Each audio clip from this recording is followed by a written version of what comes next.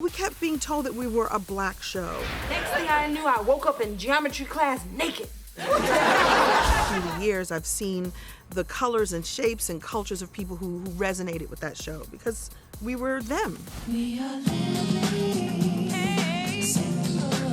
And people, especially who are fans of the show, what do they say to you the most when they see you? When is Living Single coming back? Are you and Overton really married? Is that your hair? Oh, Khadijah, oh, please, oh, please, oh, please, can I miss work tomorrow so I can spend the day with Camille, too? Please, please. Let's go back to The Living Color. Well, him name is Danny. Him American, him very funny, and I think I love he. The audition process was the most grueling thing I've ever been through. I have a surprise for you. I was released after the first year, and I went on to a show where I felt that my talents and gifts and experience could really be fostered, and so it's a good thing in the end. Kevin Frazier. How are you doing? Your story is something that people love. Let's go back to The Living Color. Too soon. Take it from me, it's I to be in living color. And that first season, what do you remember about the very beginning? The audition process was the most grueling thing I've ever been through because Keenan wanted people who were stand-ups, who could also do characters, who could also write. So my first audition was to do stand-up, and I had a bit where I did like all the contestants in the Miss America pageant. And then I passed that test, and then you had to go and do improv.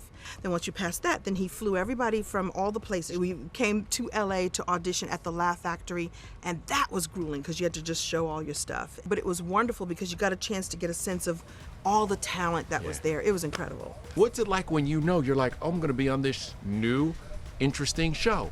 Well, here's what's interesting, Kevin, is that the show didn't get picked up right away. They actually started making bootleg copies of the show and selling them on the street in New York. I lived in Brooklyn. I knew that the show was going to be a hit because people were copying it and taking it. How many shows did you do? We did one pilot. You did a pilot. It was an hour-long pilot, and someone took it, copied it, and started selling it on the street. So that's how I knew we were going to get picked up because the buzz was already on the street. I was like, this is going to be a hit. So the energy was incredible. Everybody was really hungry and sort of checking out each other's talent. And it was just explosive and new and funny and wonderful. So the season starts. Yeah. And all of a sudden, it is this crazy juggernaut that it's like must-watch TV. Must-watch TV, must shake things up TV. Some people found it really controversial. Yeah. Some people found it, right on point. And that's the kind of stuff that makes people talk at the water cooler when we used to be able to hang out at water coolers, What was your favorite skit? My favorite skit was the Heyman family. Him dead now. Him drop dead at a job interview.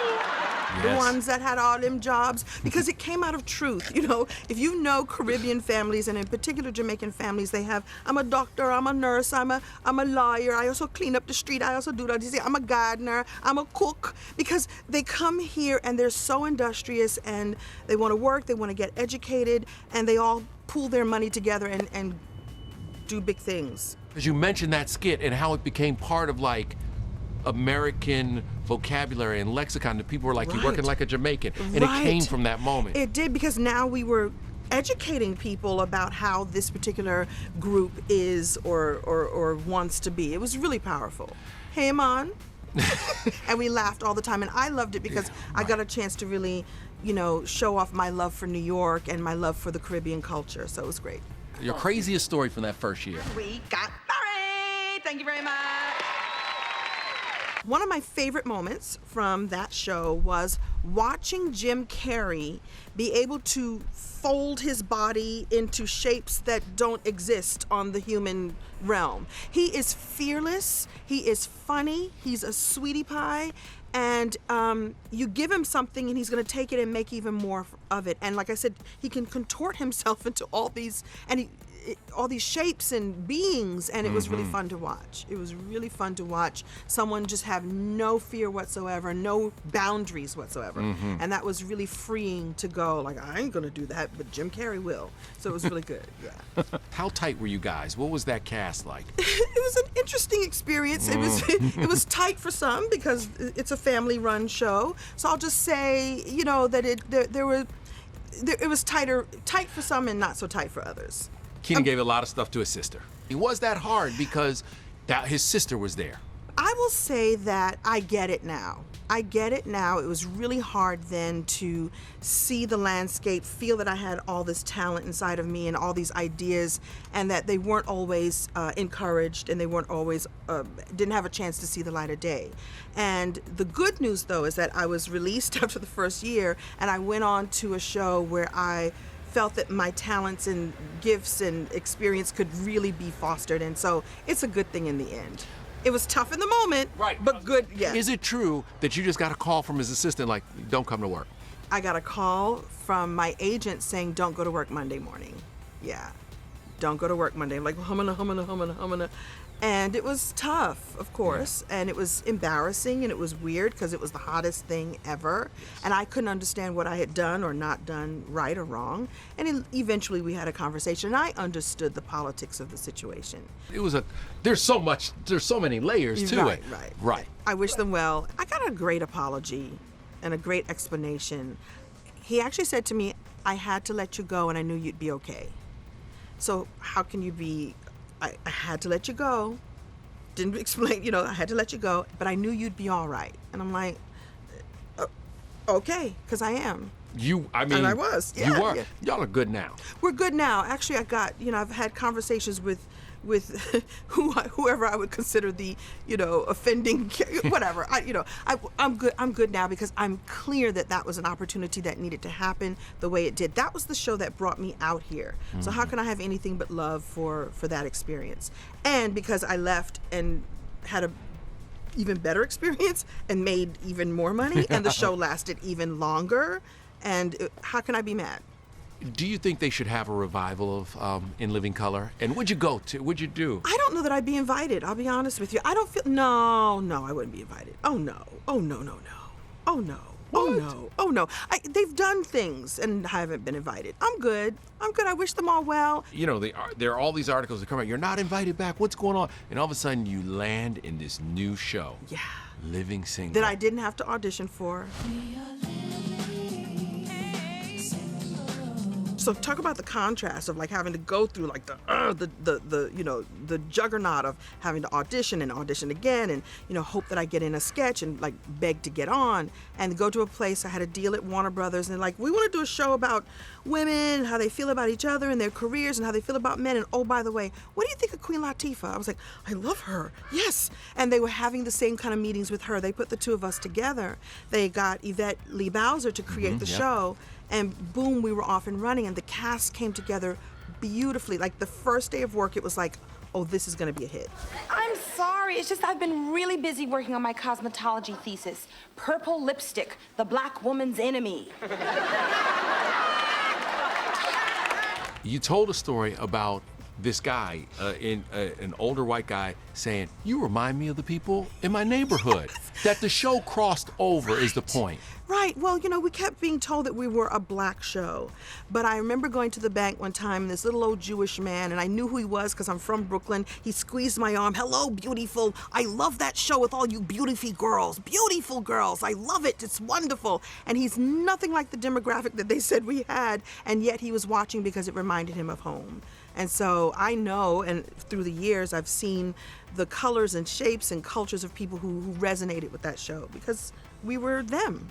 That show was also important because it showed young black professionals in a different light, really for the first time. Absolutely, and really professional. We had, a brother who was wearing his hair in twists and locks, and he worked on Wall Street, and you had a woman who was starting her own magazine. It was really powerful, and what's interesting is I think it still stands today. What was the secret sauce between that cast? Because it felt like these people are really friends. We really are. What is wrong with you? First you wipe her for vomit, then you threaten to kill her. Y'all are bonding. So the first moment for me was Latifah was so cool, and she's from Jersey, I'm from Brooklyn, so I felt that energy.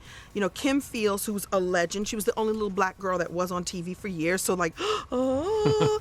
John Hinton and I both did stand up, and we knew each other from that world. TC and Erica Alexander have the same exact birthday. And once we found that, it was on. We would take trips together and hang out together and celebrate births and deaths and marriages and divorces together. It was really good. Some of us have had several divorces. Don't judge.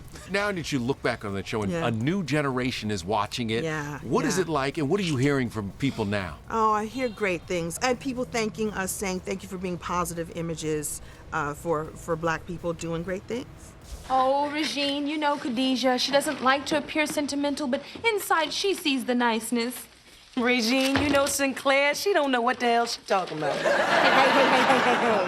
I want to go back to the pilot episode, Yes. pilot script of Living Single. What do you remember about that? I remember feeling an energy of this is going to work. This is going to be a hit. We had already all hung out together as a cast. And the thing that happened very quickly is you see the script and, the words are on the page, but there's something that happens when we as a cast and as a family come and bring it to life. So I knew that I could throw a ball to John, he would catch it, throw it back to me. And so there was a flow that happened very quickly. There were ad-libs that happened that are not on the page. They were just from our heart, from our love, and our respect for each other. The other thing that happened that no one ever talks about is so we know in the sitcom world you get an A story and a B story. There's often 2 or sometimes 3 stories happening at the same time. Yep. So there's always one person for whom that was their episode. The episode centered on something about them. So what's interesting is that we as the rest of our cast would do what we could to support that person. So we didn't go, hey, you want to go to lunch? I know you're rehearsing your lines. Or is there anything you need? There was like sort of a support that would happen to let that person just really feel supported and loved. And it wasn't talked about, it just happened. So I'm going to give you a scoop. Give it to me. Come on. So we had a lot of guest stars that came on our show. We had Joyce DeWitt and several football players, and, Robin from Batman and Robin, like the real Robin, Eartha Kitt. And every week when we had our guest star come on, someone from the cast would take them on as their their hall monitor. It was never spoken. It wasn't like, okay, you take Eartha Kitt this week and I'll take Dean Cain next week. It just happened, so we would make sure that they knew where we were going to go to have lunch, and is your dressing room okay? Is there something I can help you with? Like, we just sort of attached ourselves to someone so they could feel so comfortable.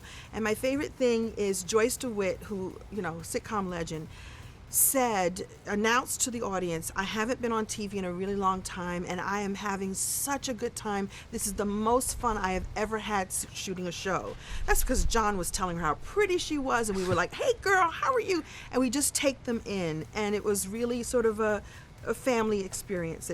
It's like, my job is to take care of so-and-so, and we didn't even talk about how it was going to happen. And so it was really cool. We had Isabel Sanford, who came to the audience, I'm having such a wonderful time. I'm like, oh my God, that's Wheezy. She's a legend. And I kept kissing her feet. I think that week she was my ward. Anybody else that was a favorite that came there? Eartha Kitt.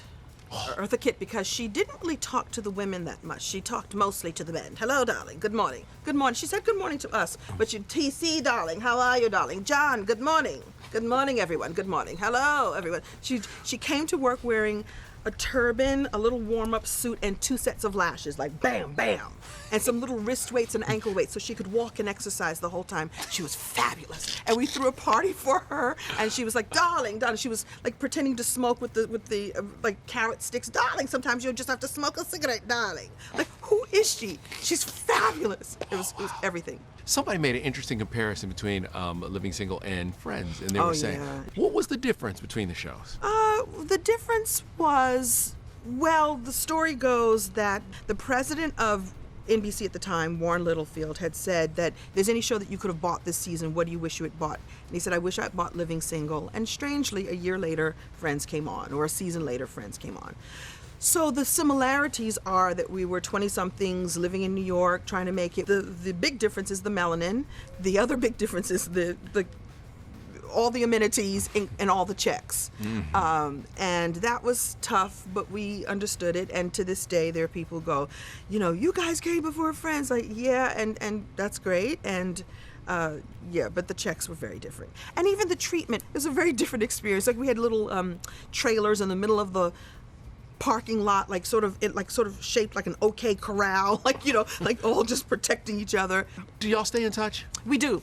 Yeah. And in fact, we stay in touch, and there is an epic text thread that is the cast and Yvette, and we experience love and births and deaths and marriages and inside jokes. And it's almost like when something good is happening in our lives, we come there, share it with each other first before the rest of the world finds out. So we're still friends. The love is real. Is Living Single going to come back? Will there be a reboot? You know what I always tell people? I always say that I have been neither contacted nor contracted. So that means somebody needs to put it together. I would say yes. I think what it is that you got to get everybody on the same page about what they want, what they see the vision for this show to be. I say we should do it while we all still look relatively good. I mean, we all look good. Let's get it done. I don't know if there will be one. I would say yes if contacted or contracted. The consensus is yes if it's right. Yes if the script is right. Yes if the script is right. So I think maybe behind the scenes there are some forces happening to make that happen. I would absolutely say yes. There's a couple of holdouts, that's all I'll say. After Living Single, which I think could have gone on longer. It could have, yeah. Why did it end? You know what's interesting? They hired a new network president, and he decided that he wanted to change the tone of the network, which is something Fox did. Fox put on black programming, and then it built up the network, and then they started to try to move away from it. You had all these shows that helped build that network, and was that frustrating? You know what's funny is I didn't think about it at that time. It was later on you go like, wait a minute, we built this. This is home, and yet they kick us out the house. And so, you know, Kevin, I'm not somebody to dwell on that stuff. I'm like, okay, what's going on here? What's going on? You don't want me here anymore? I'm gonna go someplace else. I'll be fine. But wasn't it tough? It was tough at first. It was tough after Living Single. It was tough, and it was tough for me because I went through a depression because I wasn't going to school every day with my friends. I wasn't going to work every day. It was tough for me because I began shopping. I developed a really intense shopping habit. The Screen Actors Guild gave me 40 sessions of therapy at a $20 copay. I was like, it almost pays to be a little cuckoo for Cocoa Puffs. I got myself some help and got really understanding, got really present to, I don't have to be on a TV show to experience my gifts or to share who I am or to be who I am. It's not about that. That's nice. But I didn't do it to become famous anyway. I wanted to be Carol Burnett, and I had the chance to do that. Listen, people see you on a show. They think you're famous. They think you're happy forever. They think that you're rich for forever. So if I had been smart about my money, I could have, and I did invest at some point, but it's still not going to last for forever. One show is not going to keep you going for forever. It's what you do with that money. I chose to shop through mine, and there came a point too where you need to work again. It's not like that's it, I'm done. You want to work again. Okay, here, let me take you back. I mean, I've always wanted to be Carol Burnett and Lucille Ball and whose Whoopi voice is Goldberg that? and I'm so Tracy young. Ullman and Lily Tomlin all rolled up into one. And that would be a very fat person, I know, but that's where comedy is for me. I just want to work, that's all. I'm here. This is my dream. This business, working in this business has been my absolute dream. To get that show was good fortune and just an absolute dream, and that was part of the building of my career. And hopefully I won't have to shine shoes on Melrose Avenue. Who said that? Okay, can I tell you a funny thing about those earrings? I did 2 episodes of Star Search. So when you do the Star Search, they tell you to come with 6 outfits, be prepared to do 6 bits, you know, be prepared to stay. And so I bought a bunch of different star earrings and jewelry, and I was gonna wear them all on the show.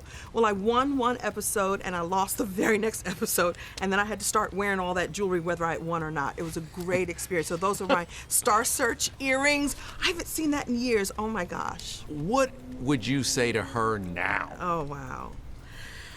I would say continue to be your perfectly imperfect, kooky self. Stay true to yourself and let your yeses be yeses and your noes be noes, and know that it's all going to work out the way you want it to in the end. I didn't have to shine shoes on Melrose Avenue. No. And so that's a good thing, but to just stay true to you. And I have. You talk about the 90s, and people from the 90s, and people especially who are fans of the show, what do they say to you the most when they see you? Besides they lose and they start talking about Sinclair, what do they say to you? When is Living Single coming back? Are you and Overton really married? Overton and I have something to discuss out in the hallway. Overton, come along. We'll be right back. Is that your hair? No, I don't know, and yes. No, yes, I don't know. Yeah. So they say woo woo woo, which was my sitcom catchphrase. Woo woo woo, woo woo you too. Which people don't know is actually something that my mother used to say to me and my baby brother. Like when words would fail her, she would go, oh, woo, woo, woo, sweetie, woo, woo, woo, oh, woo, woo, woo. And so I ad-libbed that on the set of Living Single one time, and the producers were like, what was that? I'm like, I don't know, woo, woo, woo, Khadijah. It ended up as part of the show. So it means I see you, I love you, I acknowledge you.